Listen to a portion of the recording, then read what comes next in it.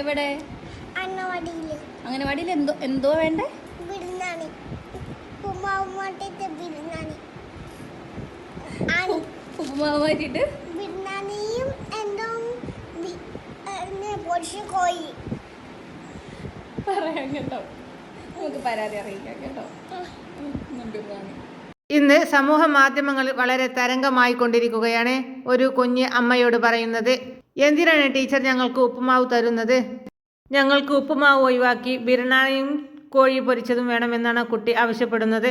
ആ കൗതുകം നിറഞ്ഞ ആ ഒരു കൊച്ചു വീഡിയോ ഇന്ന് ആരും തന്നെ കാണാത്തവരുണ്ടാകില്ല. ഏതായാലും ഇന്ന് മന്ത്രി വീണ ജോർജ് ഏറ്റെടുത്തിരിക്കുകയാണ് ആ കൊച്ചു കുഞ്ഞിന്റെ നിഷ്കളങ്കമായ ആ വാക്കുകൾ. അങ്കണവാടിയിൽ ഉപ്പുമാവിന് പകരം ബിരിയാണിയും പൊരിച്ച കോഴിയും വേണമെന്ന ആവശ്യവുമായി എത്തിയ കുഞ്ഞിന്റെ വീഡിയോയിൽ ഇടപെട്ട് ആരോഗ്യമന്ത്രി വീണ ജോർജ്. ശംഖുവിന്റെ ആവശ്യം പരിഗണിച്ചുകൊണ്ട് അങ്കണവാടിയുടെ ഭക്ഷണ മെനു പരിഷ്കരിക്കണമെന്ന് വീണ ജോർജ് പറഞ്ഞു. ആ മകൻ വളരെ നിഷ്കളങ്കമായിട്ടാണ് പറഞ്ഞ ആവശ്യം ഉൾക്കൊള്ളുകയാണ്.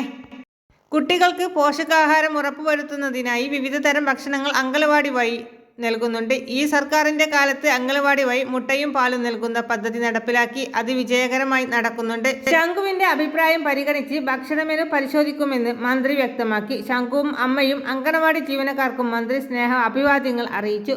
കൂടുതൽ വാർത്തകൾക്കും വിശേഷങ്ങൾക്കുമായി നമ്മുടെ ചാനൽ സബ്സ്ക്രൈബ് ചെയ്യുവാൻ മറക്കല്ലേ.